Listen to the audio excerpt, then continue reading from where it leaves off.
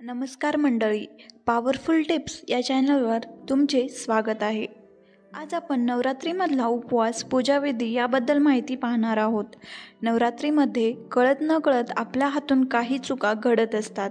त्या चुका आपल्या हातून घडू नये म्हणून आपण नवरात्रीच्या काळामध्ये कशा पद्धतीने पूजापाठ, उपवास केले जातात याबद्दल संपूर्ण माहिती जाणून घेणार आहोत. तर नवरात्र हा पूजा अर्चना आणि उपवास यांचा पवित्र सण मानला जातो. म्हणून नवरात्रीची वेगळीच ओळख आहे. नवरात्रीमध्ये आई दुर्गेची पूजा केल्याने मन असं प्रसन्न आणि शांत राहतं. तसंच सकारात्मक ऊर्जा या दिवसांमध्ये आपल्याला प्राप्त होते. सुख, समृद्धी, धन आणि मनाची प्राप्ती करण्यासाठी अनेक जण मंदिरामध्ये जातात.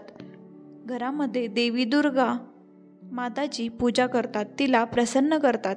याच काळामध्ये घरामध्ये देवीची पूजा मनोभावाने केली जाते. त्या काळामध्ये अनेक जण 9 दिवस उपवासही करतात आणि घरात देवीसमोर अखंड दिवा ठेवला जातो.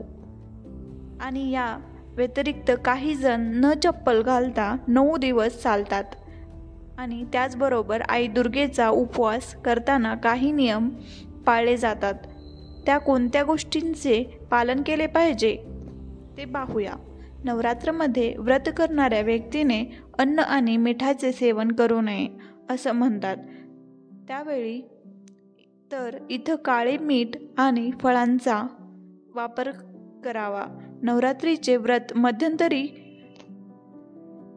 मोडू नये. काही गंभीर समस्या किंवा अडचण आल्यास देवीजवळ क्षमा प्रार्थना करूनच उपवास सोडावा.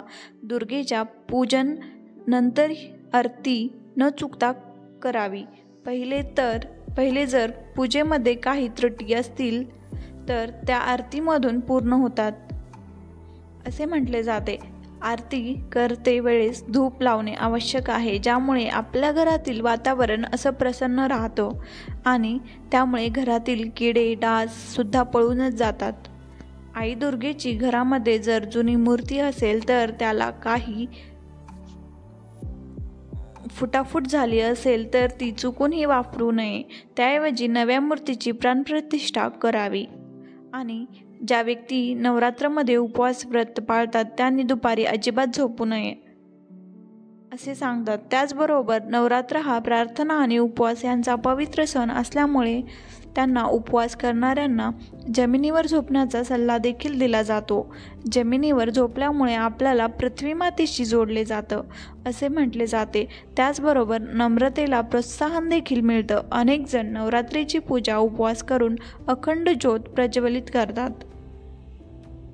जर अखंड ज्योती प्रज्वलित केली असेल तर कोणीतरी घरी असावे. आई दुर्गेसाठी भक्ती व्यक्त करण्यासाठी अखंड ज्योती प्रज्वलित केली जाते. घरात कोणी नसताना ज्योतीला एकटं ठेवणं हे देवाचा अनादर केल्यासारखं आहे. अखंड ज्योती ही वाईटावर चांगल्याच्या विजयाचं प्रतीक आहे असा समज आहे. दिवा जळतो आणि अगदी अंधारातही उजळतो. त्याचप्रकारे आपण आपल्या वाईट काळात कधीही आशा सोडू नये असा त्याचा अर्थ आहे. अखंड ज्योतीचे हे पालन भक्तांना आशा आणि चिकाटी शिकवते. नवरात्रीच्या काळात ब्रह्मचर्याचे पालन करणे हे आपल्याला ज्ञानाच्या मार्गावर घेऊन जाते आणि आपल्यामध्ये संयम आत्मसात करतं असं सांगितलं जातं. त्याचबरोबर नवरात्रीच्या दिवसांमध्ये मांसाहारी कोणत्याही प्रकारचे समृद्ध अन्न खाणे माणसांनी टाळावे.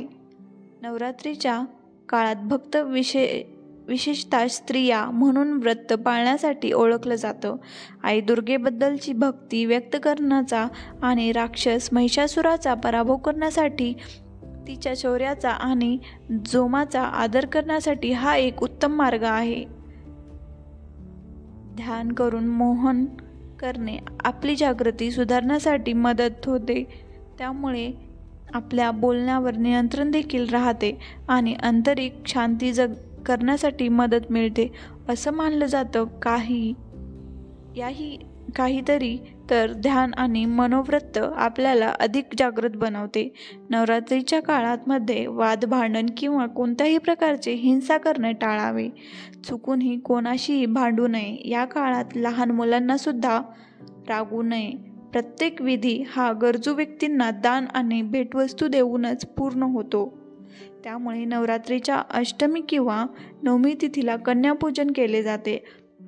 असा समज आहे की या दरम्यान आई दुर्गेच्या 9 स्वरूपाची पूजा केली जाते आणि यामुळे आपल्याला आशीर्वाद प्राप्त होतो. पूजा आणि आरती एकाच वेळी पूर्ण करावी, यात खंड पडू नये. नवरात्रीच्या दिवसांमध्ये नखे कापणे, दाढी करणे किंवा केस कापणे वर्ज्य मानले गेले आहे आणि पूजा उपवास करणाऱ्यांनी स्वच्छ धुतलेले कपडे परिधान करावे व घराची स्वच्छता ठेवावी. यामुळे देवी लक्ष्मी प्रसन्न राहते. देवीची मनोभावे पूजा करणे हेही एक व्रतच मानलं जातं. या सर्व गोष्टी नियमाप्रमाणे केलात तर आपल्यावर देवी प्रसन्न होऊन जाईल. माहिती आवडली असेल तर या चॅनलला लाईक करा, शेअर करा आणि सबस्क्राईब देखील करा. धन्यवाद.